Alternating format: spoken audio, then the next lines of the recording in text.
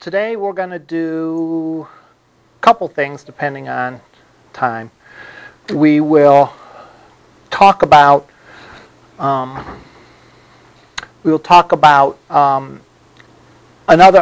couple of elements in navigation. If I recall correctly, last time we did the menu. We'll do a tree view this time, and we'll also do the sitemap path and look at the sitemap.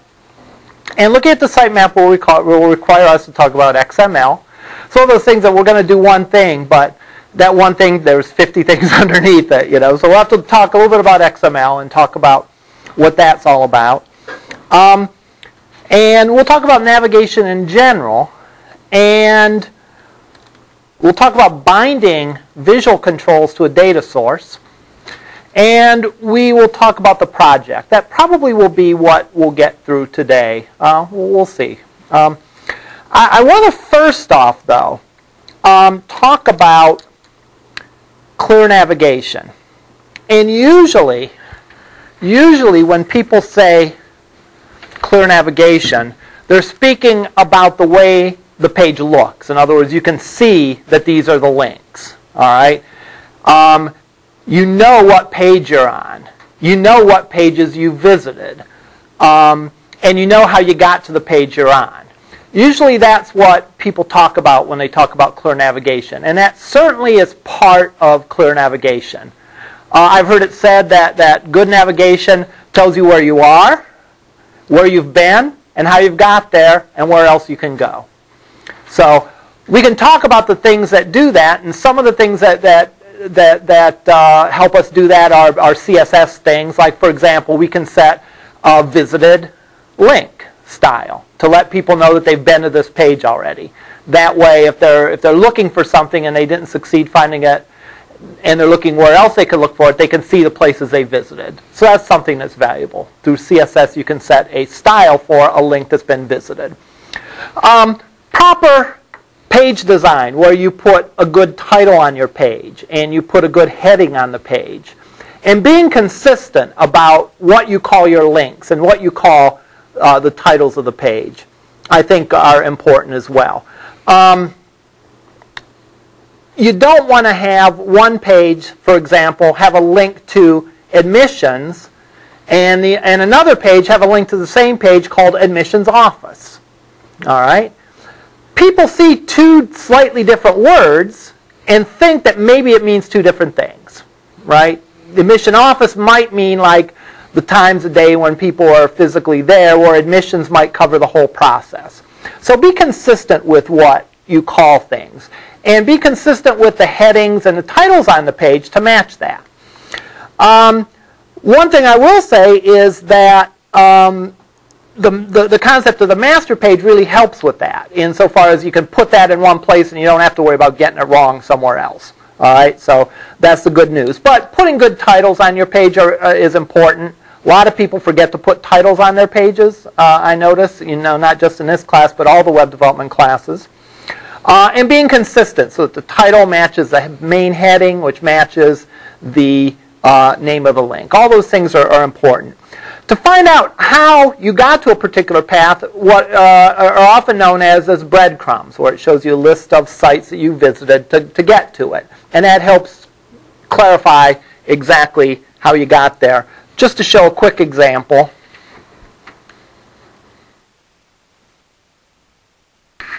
Let's look at, and I'm going to start up Visual Studio now, because I get fooled by something 10 or 12 times, I'll catch on to it eventually. All right. So let's go, say, to CSU's page.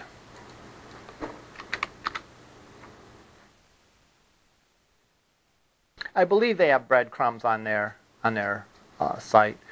So if you go to a particular page on CSU's site, say you go to academics. All right. Notice the link said academics. The title says academics. The text here, the heading says academics. Now if I go to, let's say, majors and minors. All right. I kind of lied. They don't really have breadcrumbs the way that I think of breadcrumbs. But they did show that you're in the academic section and you're on the majors and minors page. Let's look at LC's page, because I think they have maybe more real breadcrumbs on their site. All right, let's go to current students and, all right here. Home, current students, students. I click on admissions and registration, home, admissions and registration. And it will tell me again how I got there, the path. And that's what we mean by breadcrumbs. All right, home, future students, adult learner resources. That shows you again the path that you went to get there. And that can be very useful too, because if I don't find what I want on this page, I can go back a level. Future students. And I can easily do that without remembering or having to remember or whatever.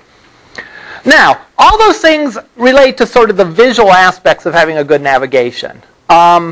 These are kind of the things that you might talk about in an intro to web development class. We kind of touch on this in the class, the 216 class that I teach.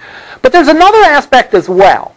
And that other aspect relates to figuring out how to carve up your topic, your problem domain would probably be the best way they put it, into pieces, and how to structure the navigation. In other words, go to CSU Ohio. They have 3 main links on the top. How did they decide to have 3 main links? Could they have had other links? Sure. They could have decided to have another structure and maybe have, maybe label these high school students, community college students, transfers, prospective students, adult learners, and current students. They could have divided up their topics that way. Or they could have had, sports, leisure activities, clubs. They could divide it up a number of different ways. So if you can imagine, a college or university is huge. There's a lot of information about it. Figuring up how to divide that information into sort of like a hierarchy, that whole process is called information architecture, where you take a topic and figure out how to divide it in a way that makes sense. All right? And it doesn't need to make sense just for the people that are doing the dividing. It needs to make sense for the people that are going to be using the website. More so, it needs to make sense for that. For an example, here's an example of information architecture not related to website development or computers at all. The way that biologists or zoologists divide animals, right? There are animals and plants, right? Under animals, there are vertebrates and invertebrates. Underneath vertebrates, there are birds, amphibians, reptiles, mammals, and something else, fish. All right. Underneath mammals, there are dogs, cats, raccoons, and so on until it goes down as many levels as needed. Now, that's not the only way you could divide up the animal kingdom, right? You could divide the animal kingdom up by things that swim, things that walk, and things that fly. You get a little bit different categorization, right? Bats would no longer be grouped with mammals, but would be grouped with flying things. All right? Dolphins would no longer be grouped with mammals. They'd be grouped with swimming things. The point is for any kind of data, there's a lot of different ways that you could organize it. Books in a library, they're organized by topic. That's one way that they could organize them. Another way to organize them would be to organize them by when they were published. So you have the older books in one section, the brand new books in another, and you have a full range in between. Now the idea is even though there's a bunch of ways you could organize it, not all those ways are equal, or not all those ways are equally useful. Therefore, the job of an information architect is to find out what the most useful way of categorizing the data is. All right? And when it comes to dividing up animals, I don't know. Biologists can tell you why the current division is the most useful. All right? Helps them in their studies, I'm sure. When it comes to web design, what's most useful is what the user is going to understand. All right? That's one reason one thing I like about LC's page is that everyone's going to know if they're a current student, a future student, a business or industry, a member of the community, or faculty and staff. So that is very much user-centered. All right? Sometimes organizations divide up their data based on how they understand the organization to be, like maybe by academic division. Well, that might not tell an outsider very much, right?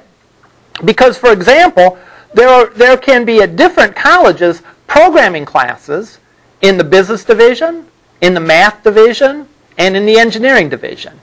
So if you have to know something about the college to figure out how to find where the programming classes are, then they didn't do a good job dividing their information. All right, and they should have came up with another one. Now, the projects we're working in this class are small. Still, I want to raise this topic and say to spend some time, when you're working on the assignments, the multiple page assignments especially, like the semester project, and I think you have your next assignment's a little bit bigger one with multiple pages. Spend some time thinking about the best way to divide your information, right? You know you don't want everything on one page, right? You know you don't necessarily want a million different pages, so you're going to have to categorize and group stuff together and figure out a hierarchy and all that. And that's information architecture, and I think you should start thinking in those terms even for the smaller assignments that we're going to be working on. Not necessarily the one-pagers, but the couple of multiple-page assignments that we'll have throughout the term. All right. What I want to do now is start looking, spend a minute to review what we did in previous classes, and then add on a couple of additional things. What we did last class is we created a master page. Actually, I think we created a couple of master pages that we can then go in and clone. All right? And the benefit of that is our code lives only in one place. So the basic structure of the page, the navigation, all that lives on our main master page. And then all we really need to do is create a new page by cloning the master page. And we don't have to duplicate that effort. If we need to change something that's common, it'll be changed across the board. The other thing that we did is we put on one of the pages, we put a menu control. And a menu control is a very versatile little tool that allows us to create a navigation, fully featured navigation. Again, it's a component. It's something we can plug into our site and we can get it to act a certain way. And we don't have to spend time writing the code ourselves. And that's always, not that we can't do it, but as the saying goes, we have bigger fish to fry. All right, here is what we have. Here is our master page, our main master page. And again, if we're going to look at the code here,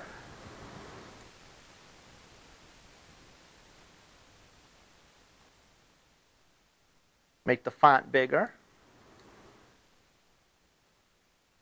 We will see that on the master page, we have a mix of plain old HTML and some content placeholders. The content placeholders being the places on the copies of the master page, the things that we clone from the master page, all right, that we're going to put the specific content for that page. By the way, I do have to say, to take a second for a bit of a sidetrack, please remind me to up that to a larger percentage, because otherwise it doesn't show up very good on the videos. It's kind of hard to read. I actually today, and this made my day, I actually got a comment from a person in Egypt that says that they're not in my class, but they watch my videos, and they mentioned like 3 of my classes that they watch the videos for, the 216, the 232, and the 243. And they indicated in the 243 it's hard to read the font. And it's like, yeah, that's true, because I have to remember to do that every time. It doesn't remember it when I open the next page. So please remind me for your benefit and for anyone that's watching this to see the larger text. All right, so this is the master page. We then created a second master page that cloned the original master page and had a content placeholder of its own. And then we can create these new pages, such as the default page, which will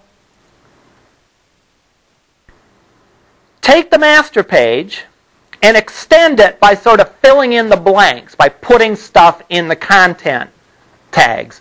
Notice the ASP content controls correspond to the various content placeholders on the original master page. So, for example, in this case, this default page, this code is in the content tag that corresponds to content placeholder 1, so therefore it gets plopped into this place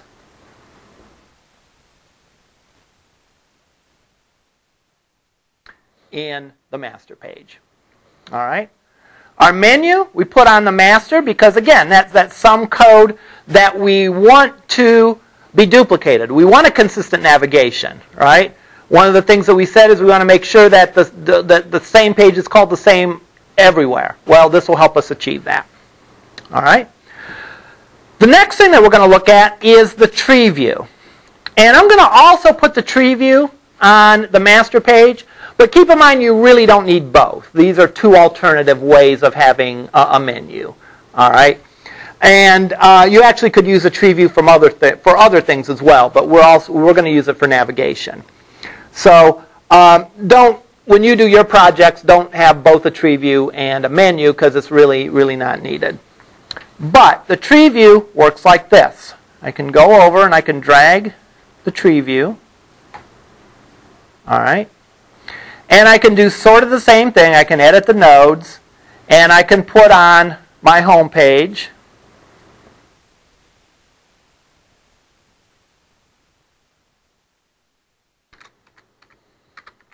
And I can put in the URL. Default.aspx. I can then go in and add various pages. So maybe I will have my employment page.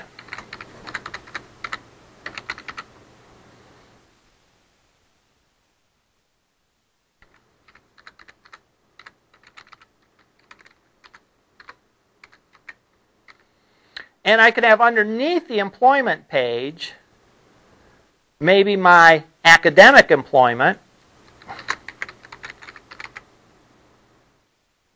And I could create an academic.aspx, which I won't do here.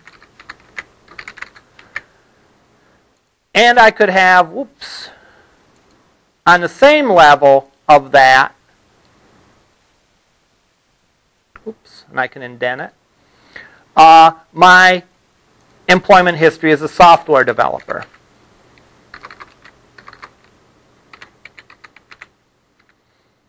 And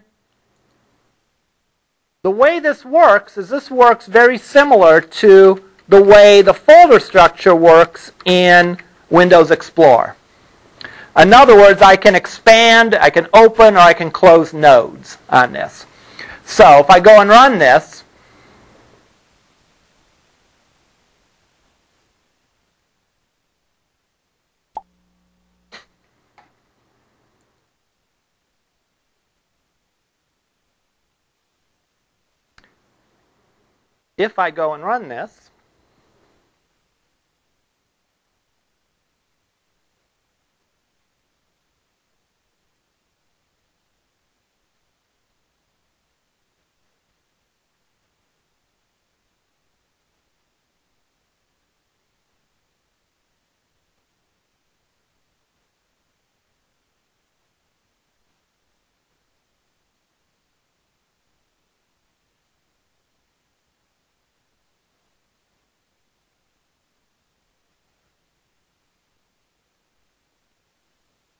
I'll get a navigation structure that is similar, but different than this. All right. There I have the menu. I am not seeing the other one because I think that overlaps it. I think I have that in the wrong place. So let me go and stop the debugging of this. And I think I put that, yeah, I put that code in the content placeholder, which it should not be. I'll put it in the navigation div, and we should be able to see it now.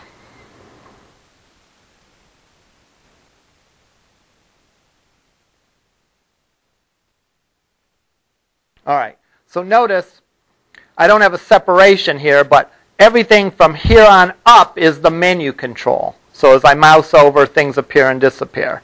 Here I have the tree view, and what I can do is I can close a node or open a node, and it shows me that underneath it. It's really very similar. The question is do you want to be able to click on it and leave it open, or do you want the mouse over effect? Two alternative ways to do the same thing. All right.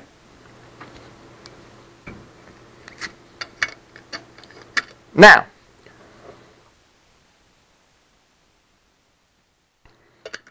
the last two things I want to show regarding navigation are, I want to show how we can bind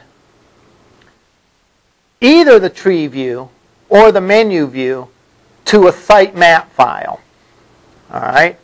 And then we will also use that sitemap file to create the sitemap path control, which is another word for breadcrumbs. So I'm going to go and get rid of my two menu controls for now, my menu and tree view, and we're going to do this one upright.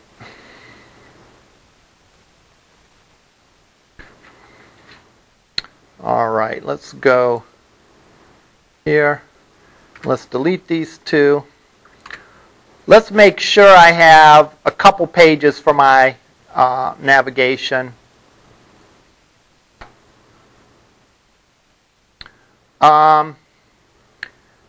I'm going to have a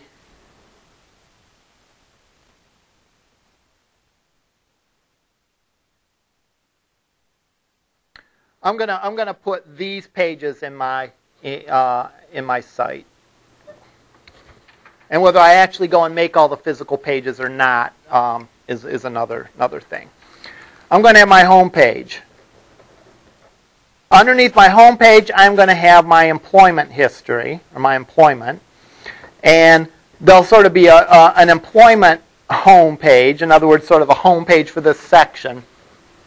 And then underneath that, I'm going to have an academic and a software development page. All right? So that's what I'm going to do. All right? Now, I can take my menu control or my site or my tree view and my sitemap path, all three of these controls, and instead of me manually putting in the fact that I have a home page, I have an employment page, I have a software page, and I have an academic page, I can create an XML file that contains the structure of my site. All right? And that's called the sitemap file. So that's the first thing I'm going to do. And the sitemap file is an XML file, and it will contain information about what the pages are in my site and what the structure is of my site. In other words, what's the hierarchy.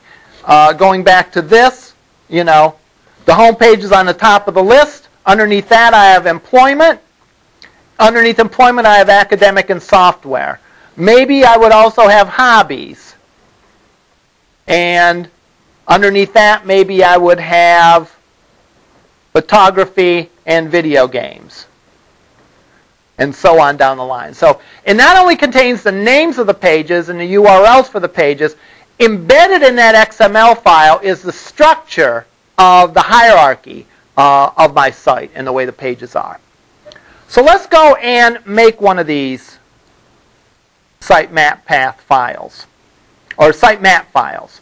So I can go here. Let's make sure I'm not debugging still. So File, New, File, and I can select that I want a new sitemap. Okay? And I'll click Add.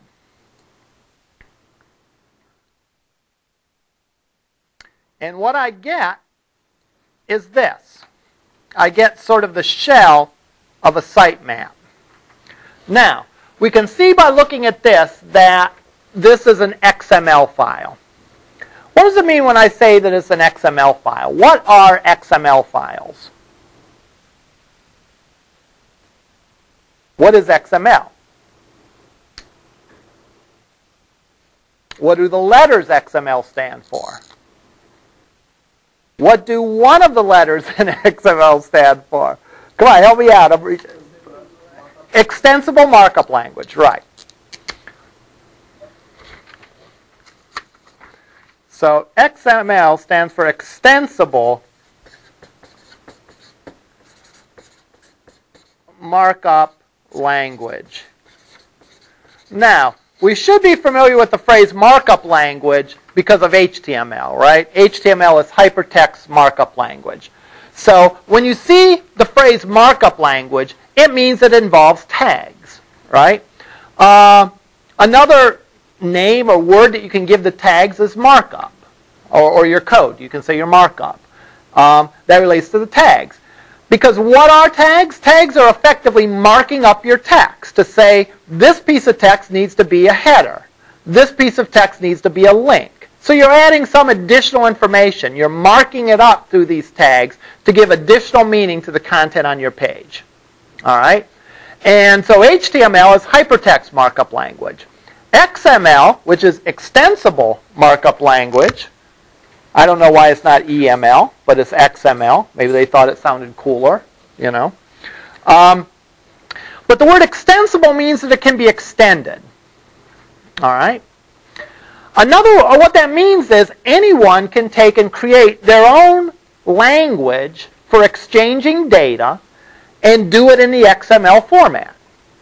So the XML is less a language and more of a language that you can use to define other languages, if that makes sense. It's a format for defining formats, or a format for defining languages. So, for example, in the CISS243 class, we talked about XHTML. What is XHTML? XHTML is HTML written following the rules of XML. All right? There's all sorts of different things that we could do. Let's say that we were a publisher and we wanted to send out to bookstores and libraries and schools a list of all the books that are new releases over the next month. We could create our own, BML, book markup language, that we would define certain tags and define what those tags mean and define what the structure is going to be, and we could use that to exchange data. And as long as we let people know what those rules were and how it's going to be structured, they could use their generic XML code, plug a few things in, and be able to handle my code, as opposed to writing up a solution from scratch, right? In the past, you might have a sequential file where I define the format and I have to write everything myself to process that. Whereas with XML, I know it's in a certain format, so there's some generic routines that I can use for any XML file. And then I can just fill in the stuff that's specific to that. So, the notion of XML is we can take this structure, this format, and create other formats for specific purposes.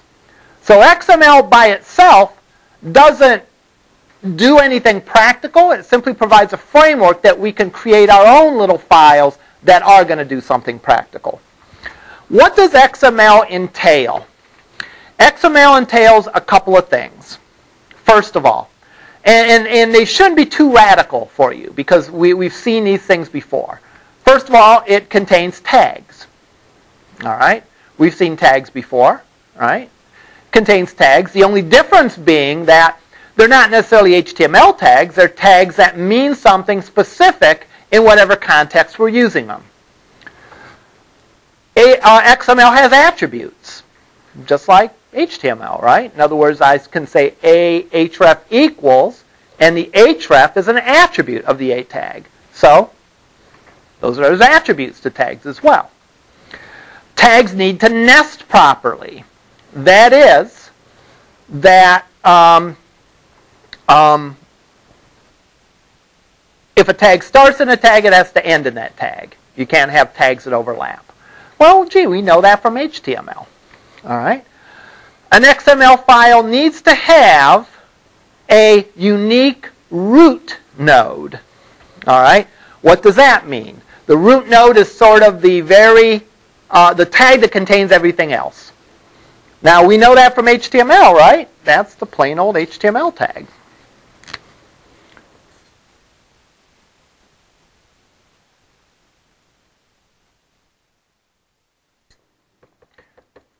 In a web page, there's only one HTML tag, and every other tag is contained in that. So it's called the root node. Very oftentimes, they use the analogy of a tree with these XML files, because essentially that's what it is. It starts with a node, and then it can branch out, right? And what's one thing that's true about a tree? One thing that's true about a tree is every branch of a tree looks like a little tree, right? In other words, if you look at a tree, then you go and you break a branch off, and you hold that branch. That branch kind of looks the same as the whole tree, insofar as the sub-branch has its own branches that branch off of it, and they have their own branches, and so on down the line, until you get to a leaf, right, or until you get to the end of the line. So very often you'll use tree terminology, because in an XML file, every section of an XML file itself is like a little XML file, or a little piece of XML data. All right. That's the rules of XML in a nutshell. All right. There's more, right? There's a lot more. You need quotes around attribute values, blah, blah, blah, so on. But that's the rules in a nutshell. Now, each specific format created from XML can have its own rules, right? And that's what XHTML has. It has its own rules, right? You need to put the title of your page in the head tag, not in the body tag, all right? And image has to have an alt attribute. These are all rules, restrictions that are specific to that one implementation of XML, that is XHTML. Well, our sitemap XML file is going to have some of its own restrictions as well, as far as how many of certain tags we can have, and how they must be nested, and that sort of thing. In fact, what even are the allowable tags? So let's look at our specific sitemap file. And they kind of start us out by putting in this declaration that lets everyone know what kind of file this is. This sitemap tag is our root node, right? It would be analogous to the HTML tag in an XHTML file. All right. One of the rules of this particular XML file is within the sitemap, I can only have one sitemap node. So if I do this,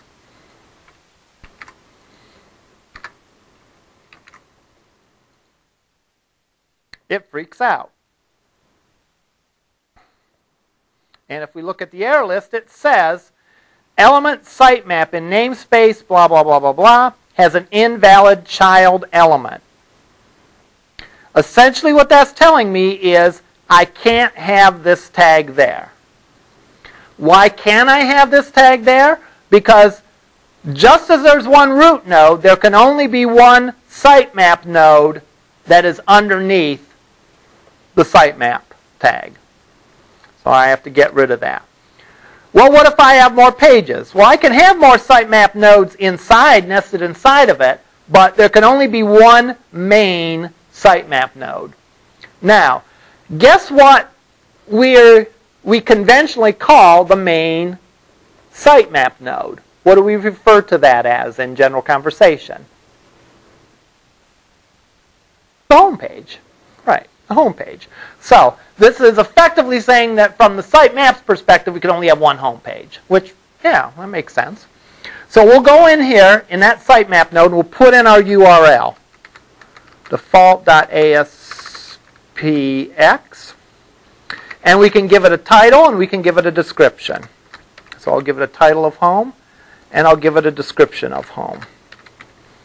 Now, we then have what are going to be underneath that sitemap or that home page. And if I recall correctly, I said I would have an employment page,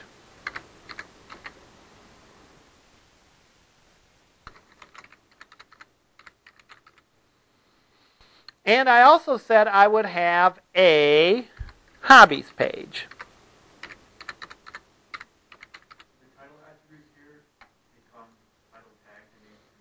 They don't become title tags, they become the labels for the links.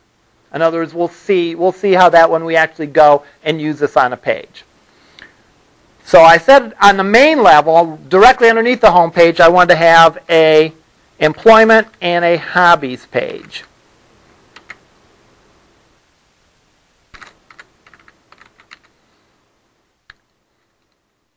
Now,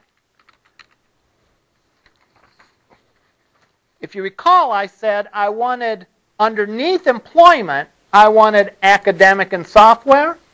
Underneath hobbies, I wanted photography and video games. So I need to put that and represent that in my sitemap file. How am I going to do that? Well, I need to put those sitemap nodes inside these sitemap nodes. So what I have to do is I have to get rid of this and sitemap node tag and actually create an and sitemap node tag. You're all familiar with this, right? What that means? That means that this tag is a starting and ending tag all rolled into one. It's what's called an empty tag. It's when there's nothing in between the start and end tag. You can do that sort of as a shortcut. Well, guess what? We want to put something between the start and end tag for employment, as we want to do for hobbies. Therefore, it's no longer going to be an empty tag, so we need to get rid of that and actually put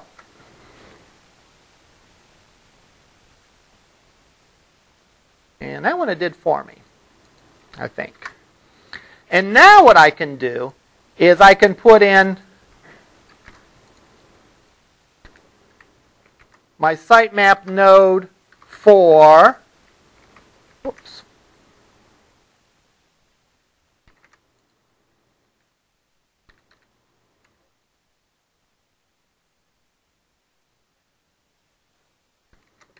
academic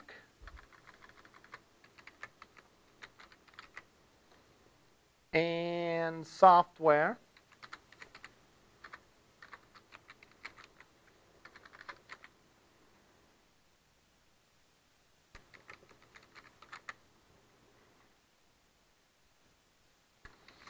And since there's nothing underneath these tags, I can make these empty tags. So I can put the slash there.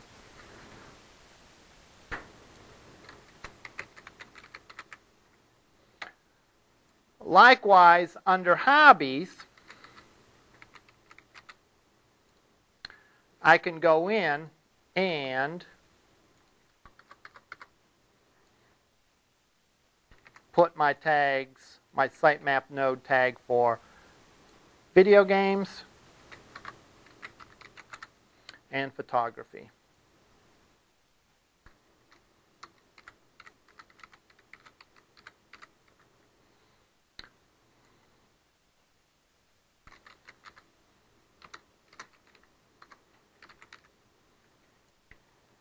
Now, if we look at this,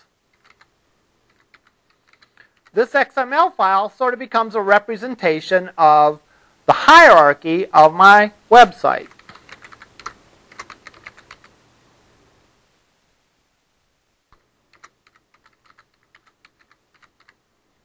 All right. Here's the structure of how I want my website is written like in an outline form. Home's on the top. Underneath that are employment and hobbies. Underneath employment are academic and software. Underneath hobbies are photo and video game. And that's exactly what I achieve here via the nesting. My main sitemap node is the home page.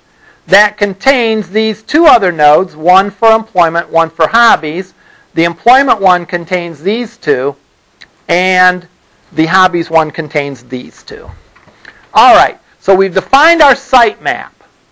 Now what are we going to do with it?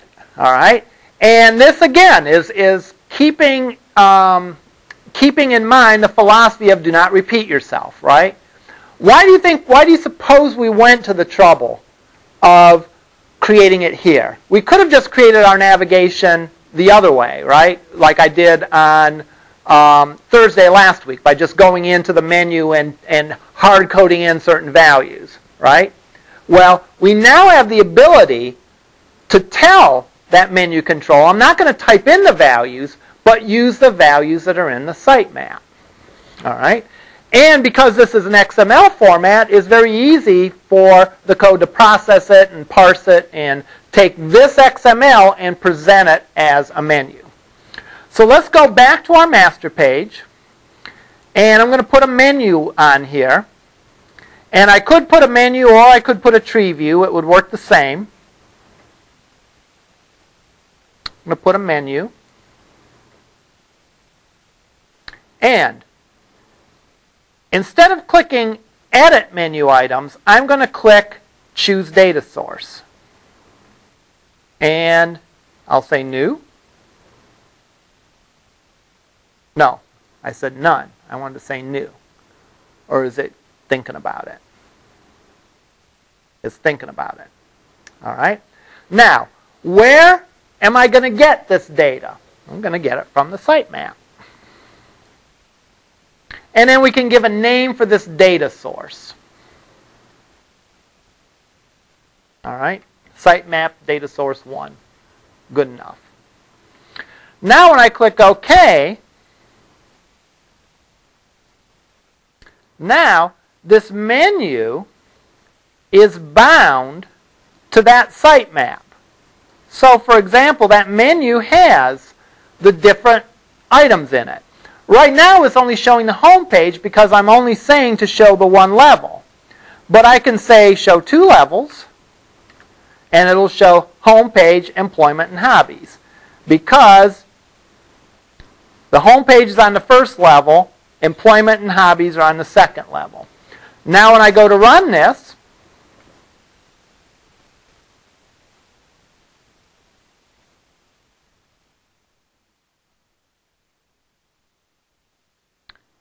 and I do a mouse over employment or hobbies, out will pop that submenu that I can choose the item I want from it.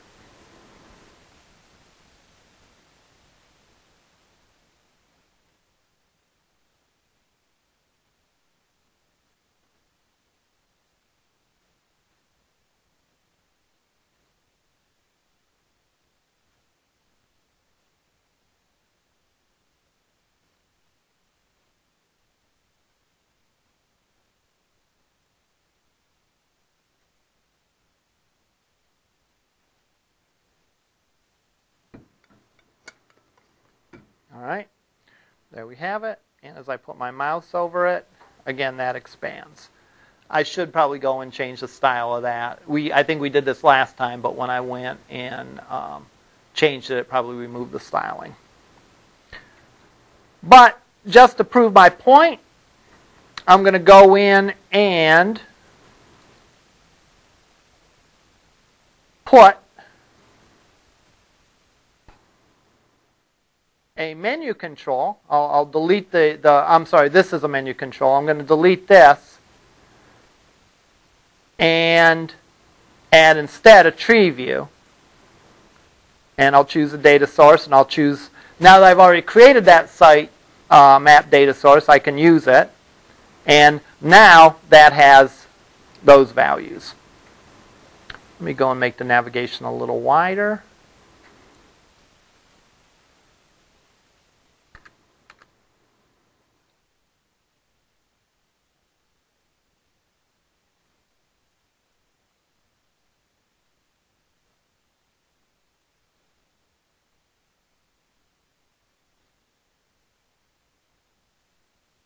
And now it will be the same thing, except I'll have a tree view instead of a menu view, and I can click on these things and expand or contract the nodes on it. All right.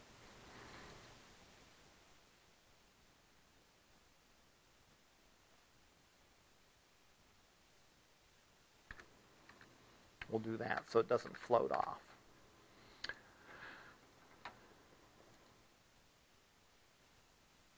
So, let's make sure we understand what we've done. The menus that we developed last Thursday, I created the visual control, and I embedded in that visual control the links I wanted to have in my navigation.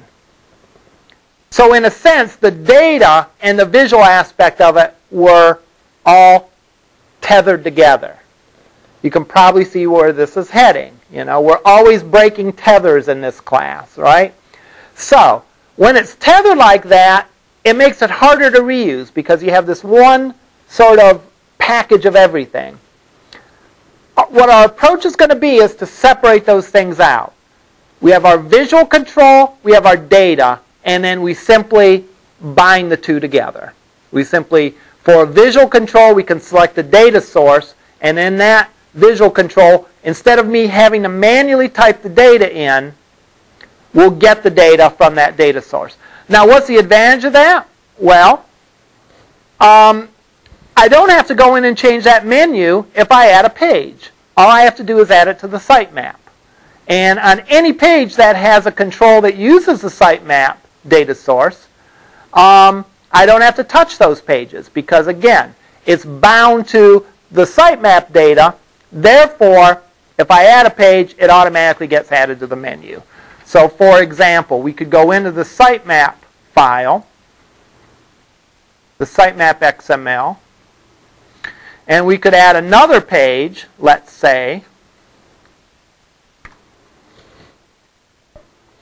We could add another page, let's say, for maybe before employment. That's about biography.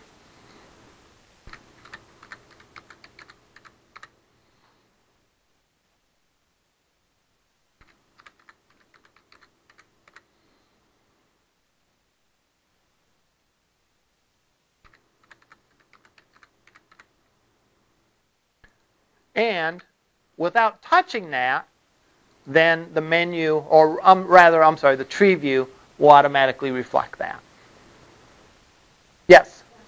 With that file, so if, let's say, I want third page to be a different menu, I don't want the employment to be on the menu, I cannot use that one. Because every time I use it, it's going to be on every page, I have that menu. The question is what if you want to have a menu on a, what if you want a page with a different menu other than this? All right. And that's a good question because there's a sitemap file, and if we created a menu on any number of pages, it would use, and we bound it to the sitemap file, would get that. Let me suggest this. First of all, typically you're going to want to have a consistent navigation on your pages. All right. Now, you might want a different sub-navigation on your pages, though. All right. In which case, what you can do then is just put the things that you want in common on the sitemap file, and then you could create, if you notice it asked for another XML file when I created my data source, you could put the code for those other pages in another XML file other than the sitemap, and you could do it that way. Can we have two sitemap files? I don't believe you can have two sitemap files, but you could create another XML file that has the same structure. What I'm referring to is this. When I went and created my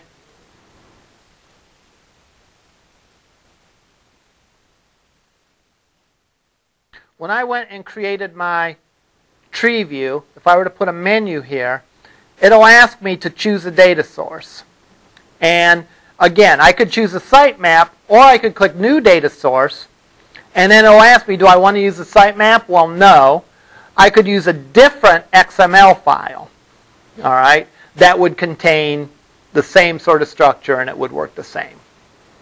I would think that's how you did that. If I click that, again, it's going to ask me, it's going to ask me for some other information about that.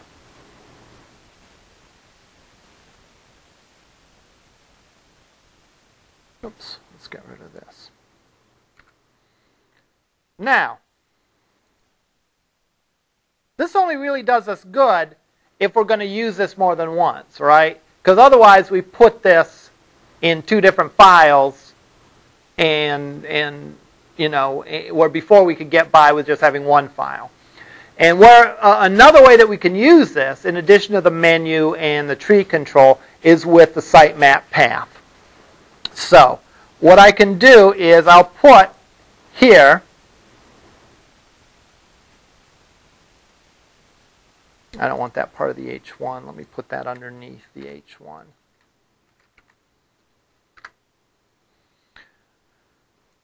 I could put the sitemap path underneath there.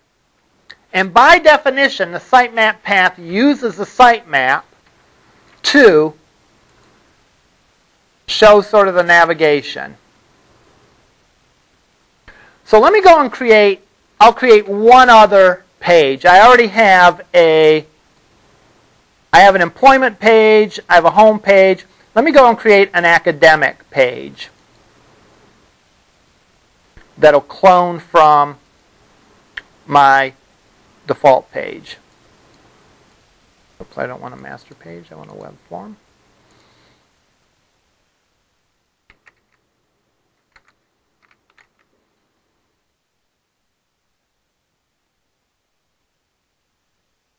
I can select the master page, and then I can put here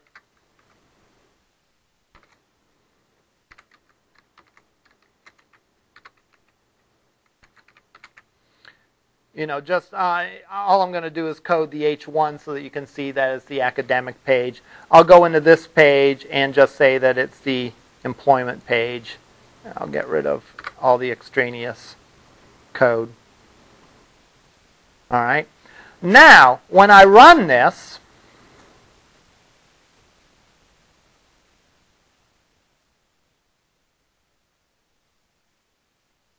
I'm going to start off on the home page, so my sitemap path says home. If I click on the employment page, it shows home employment. My current page isn't a link because I'm already there, all right? But the back path to get previously is there. Now if I click on academic, it shows me home employment academic. So I can go back to any of it. Now how does it know that? It knows that based on the hierarchy and the manner in which I nested stuff in that sitemap file. In other words, the home was the main sitemap node. Included in that were academic and hobbies. Included within employment and hobbies. Included in the employment section was academic, so it knows that hierarchy. So now, if I were to go and rearrange academic, let's say I don't want academic under employment, but I want to put it on the same level as biography, employment, and hobbies. I could go and make that change in the sitemap file.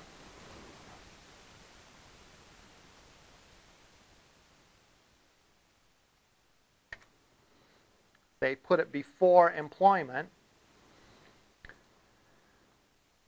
And now, academics on that level, and if I click on it, it shows me the different path to get there. I do have a question for you. Did you notice how fast it popped up that time versus the typical time when I pop it up? Any idea why? Why it popped up so fast then when normally it takes a few seconds to think about it before it goes and pops up? No, it's always going to the server. Yeah. Yeah. Thought? It doesn't have to compile anything. All right? In other words, all my code stays the same. I just changed that XML file. So I didn't make any code changes, so it doesn't have to go and like recompile anything. So therefore, it pops up quicker. All right. Questions over any of this? Yes. I noticed the menu is all vertical. Yes. Can we go make it horizontal? Oh, can we make it horizontal? Let's see. We can actually look at, let's go and look at that. Where is that? It's on the main master. And if I look under here for properties, one of the properties is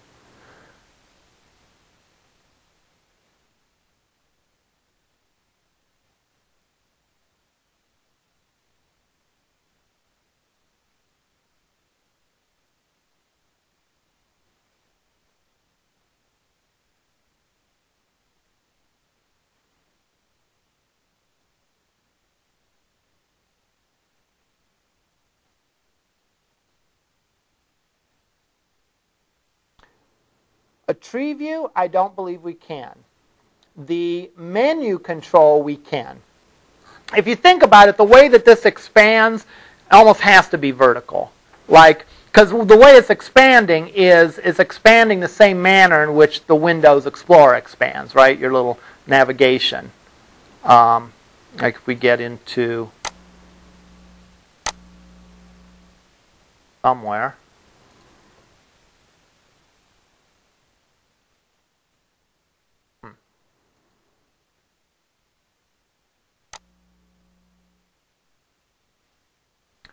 The Windows I remember.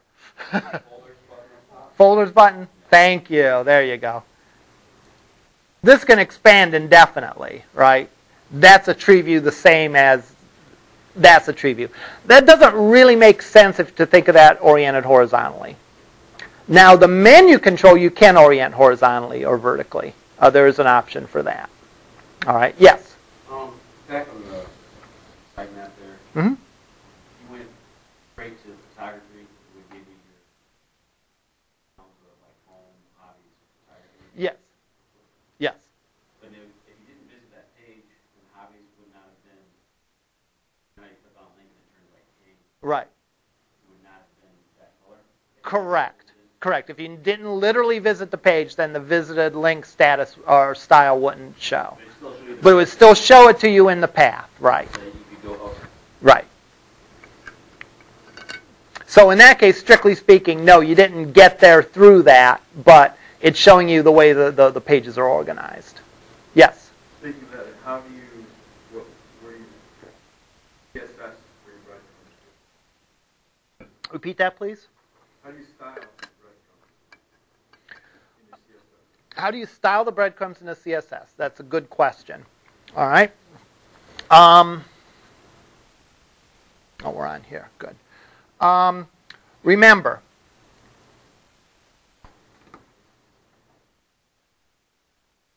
one way we could do it is take the cheap way and select auto format. All right.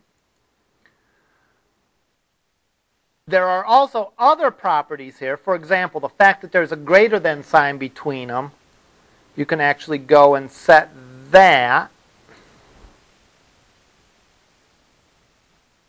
past separator. All right. You could go if you wanted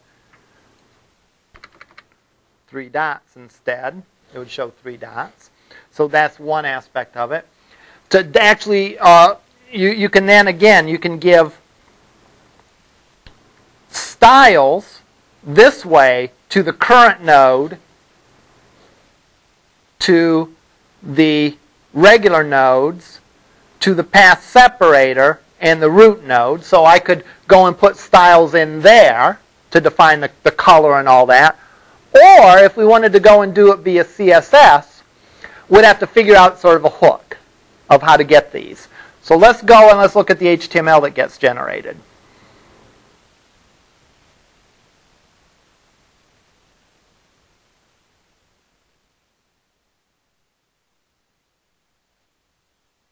Let's go, say, to academic.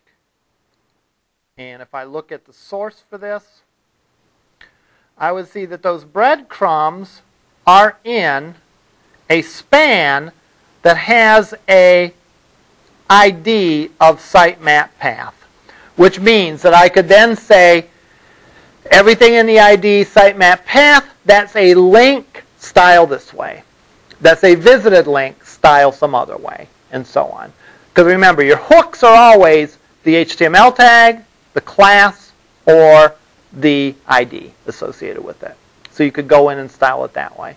You almost have too many choices on how to style this, right? Because you can do it via hitting the ASP.NET attributes, or you can do it via the CSS code itself. So you almost have too many options as far as that goes, but I guess better too many than too few. All right. Other questions?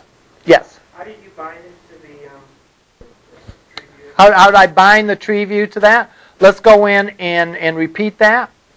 What you do, I'll do it another time. Or actually, I'll just delete this and redo it.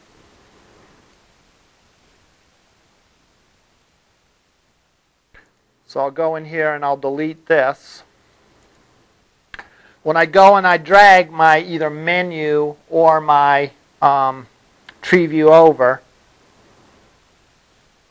it'll ask me to choose a data source. And I can then go in and say, the first time through, in fact, let's go and let's delete the sitemap data source altogether.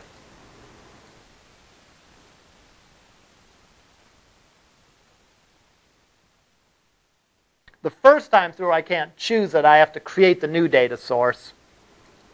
It will ask me, where is that from? Is it going to be from my sitemap file? Is it going to be from somewhere else? I choose my sitemap file, and then it's bound to that. So when you choose, another way to put binding is choosing the data source for that visual control. So you have the visual control and you're binding to it. Other questions?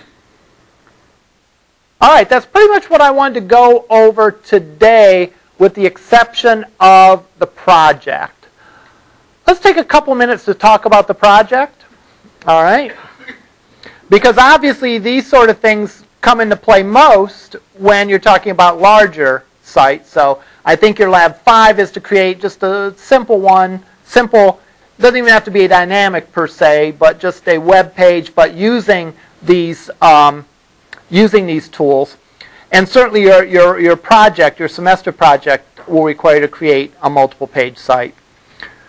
So these tools will also come in handy for that. Let's go in and look at the definition of the project.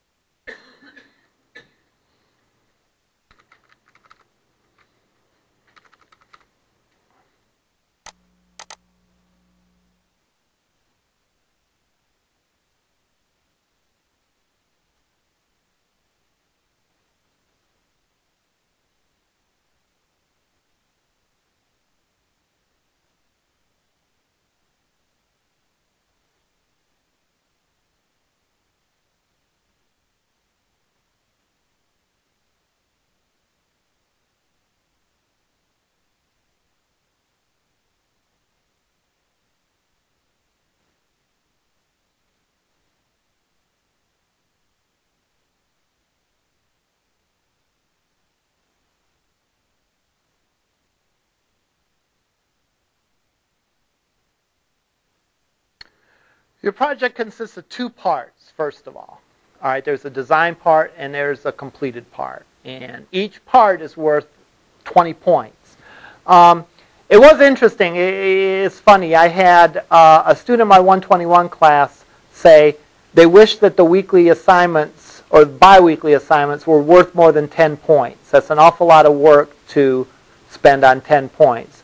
I think what they didn't realize is that that's 10 points out of 100. That's 10%. So each biweekly assignment is that. So I always try to scale my points to be based off 100. So when you see something's 20 points, you know, that's a significant part. And both these two things together comprise a significant part of your grade. The design part, I want you to think of something that you're going to implement as a database-driven website. And we obviously haven't talked about that yet, but we'll talk about the kinds of things that you need contained in here.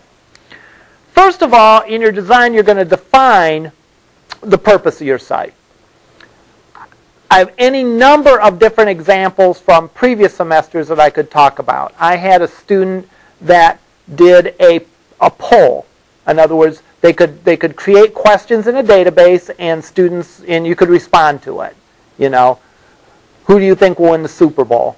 Obviously, now that's not a good question because it already happened, but maybe before the Super Bowl would have been a good question. Or who's going to win the NBA title this year? And you might give 4 or 5 choices and none of the above. So the student was able to enter those things into the database, record the answers from people, and then present a result saying, well, gee, you know, 67% said the Lakers are going to win, and, you know, so on down the line. A good part of your design is going to be the entity relationship diagram for your database. And we definitely will spend a fair amount of time talking about that probably next week. A listing of what pages are going to be in your application with a description of each page's purpose. And then finally a prototype of your of at least 3 pages. All right? That's the design.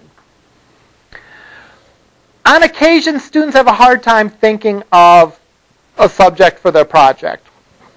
If you do, let's talk about it. We can talk about it in a lab or whatever. A danger in this project is that you try to do too much or too little. All right? And the good news is that almost any project that you can think of, we can figure out ways to sort of beef it up if it's not big enough, or scale it down if it's too big. I want your project to do something completely. It doesn't have to solve a whole business problem. There might be missing pieces, but whatever it does, it should do well. So for example, that poll project that the student did, there wasn't any way through the web interface to add a new question. You had to go through the back door through Access and add it in. I was fine with that because the piece that it did do, that is recording the votes and reporting on the votes, did work well. So it doesn't have to do everything, but the thing it does, it should do well. But anyhow, talk to me. Now here's the key thing. Pay attention to this even when you're doing your design. Your completed application should contain a master page, a sitemap page, 4 other pages which interact with the database, and specifically do these things. Do a query based on some criteria. That is like a search. All right? In the poll example, I should be able to search for any polls that had the word Super Bowl in it. And it would show me a list of the polls, and I could click on one and see the results. You need to, somewhere on your pages, do an insert, update, and delete. So you need to insert stuff into a table. You need to be able to modify something in a table. And you need to be able to delete something from a table. Lastly, you need to show header and detail data. What I mean by that is when you have a one-to-many relationship in the database, show the row in the one and all the rows that are related in the many. For example, Another person did like a matchup between the Cavs and the Lakers back when we thought the Cavs had a chance to win the title a few years back with LeBron, right? He matched up and showed head-to-head how they matched up. So you're able to choose either the Cavs or the Lakers. When you picked the Cavs or the Lakers, it showed the information about the Cavs. Then it showed a list of all the players. That's what I mean by header detail. Showed from the team table one thing, and all the related rows in the player table underneath it. And then should look professional, employ good coding practices, be accessible and cross-browser compatible. And it should do its purpose. Doesn't have to do everything, but what it does, it should do well. So whatever functionality you say you're going to do, make sure it does that well, even if it doesn't do a million things. If it does that one thing well and it meets these requirements, then you're in good shape. Between now and next time, I want you to start thinking about your project.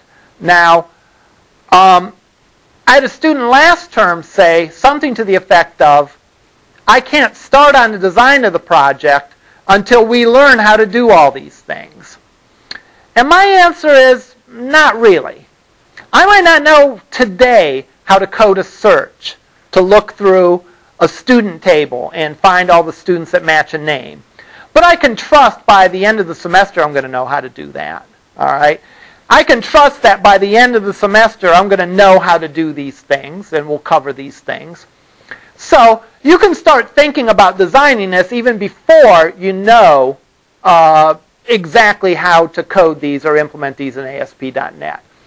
If you are planning something too far-fetched or too extensive, I'll sort of be the person that will say, hey, that's not realistic, let's scale it back a little bit. So if you get a little over-ambitious and you get a little overreaching and maybe you're misinterpreting something and you try to do, you're planning on doing more than I think is beyond the scope of this class, I'll certainly let you know in the design. But it's never too early to start thinking about it. Can you believe that we are in week 5 of this class? All right? I can't. I still have to think what my schedule is, right? It seems like the second or third week for me. And we're already in week 5. You know, we are halfway to spring break, believe it or not. All right? So the semester goes by quick. All right? One thing that you can do is you can always email me drafts of what you've done and have me take a look at it and tell you you're on the right track or you need to do this. So don't hesitate. Start at least reviewing this document more thoroughly and and start giving some thoughts as to what your project's going to be. All right. We'll see you then in LAM.